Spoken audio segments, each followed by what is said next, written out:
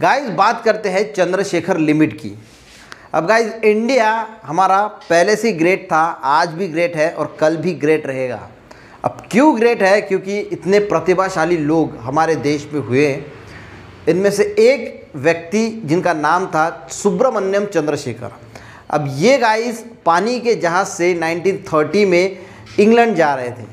अब इंग्लैंड जाते जाते इन्होंने स्टार्स को देखा और सोचा कि यार ये स्टार कब टूटते हैं, ये कब मरते होंगे, इनकी लाइफ कितनी होती होंगी, ये दिमाग में उन्होंने सोचा। कोई मशीन नहीं थी, कोई कैलकुलेटर नहीं था, बस सोचते चले गए और सोचते इन्होंने एक वैल्यू निकाली जो वैल्यू थी 1.4 या उसको 1.44 भी कहा जाता है और इसे ही चंद्रशेखर लिमिट के नाम से भी जाना जाता है।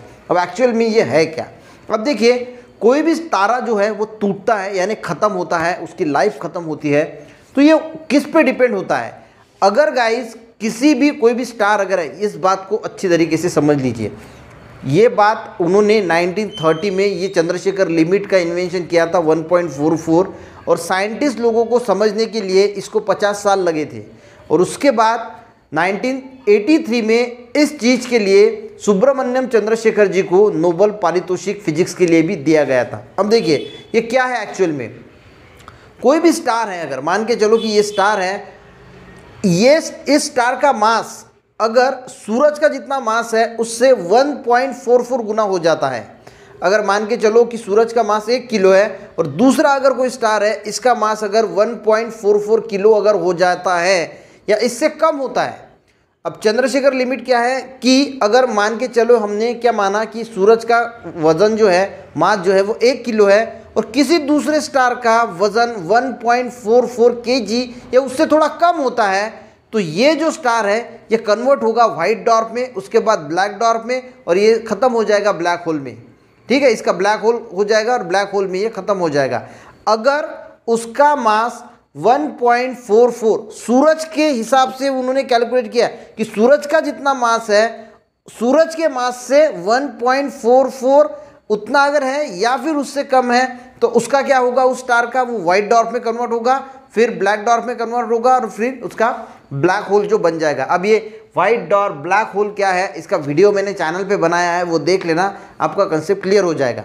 ये हो गई इसकी लिमिट। अब दूसरी कंडीशन ये है कि अगर कोई स्टार है उसका मास अगर 1.44 से ज़्यादा है, 1.44 यानी सूरज का मास 1 किलो है और इसका जो स्टार है इसका मास 1.44 केजी से ज़्यादा है, यानी सूरज का जितना मास है उस मास से 1.44 गुना अगर किसी दूसरे स्टार का मास ज़्यादा होता है, तो फिर उसके साथ क्या होता है, तो उसका कन्वर्शन होता है सुपरनोवा में, बाद में वो कन्वर्ट होगा न्यूट्रॉन स्टार में और बाद में इसका ओन खुद का जो है वो ब्लैक होल होगा और वो ख़त्म हो जाएगा।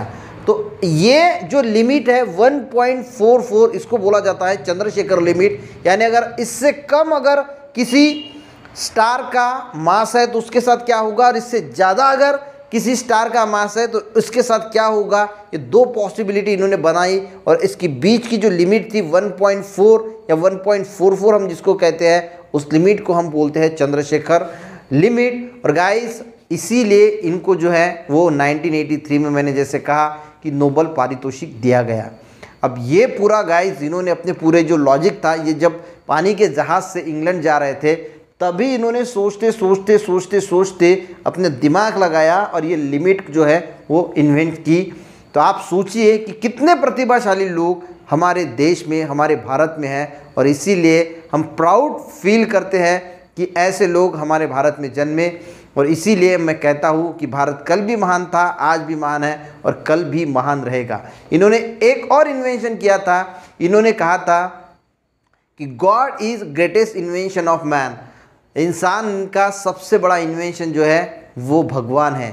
भगवान ने हमें नहीं बनाया तो हमने भगवान को बनाया है, ऐसा भी इनका मानना था।